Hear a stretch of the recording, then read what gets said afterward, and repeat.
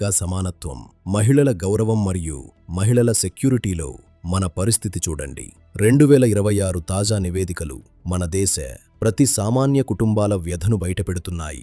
1. World happiness index 2026. 147 దేశాలలో భారత్ 116వ స్థానం, నేపాల్ 99 కంటే కూడా వెనుకబడి ఉండటం బాధాకరం. 2. Global gender gap index 2025. 148 దేశాలలో మన భారత్ 131వ స్థానంలో ఉంది.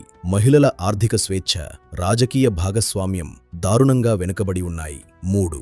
Women peace and security index 2025/26. Bharat 131వ స్థానంలో ఉంది.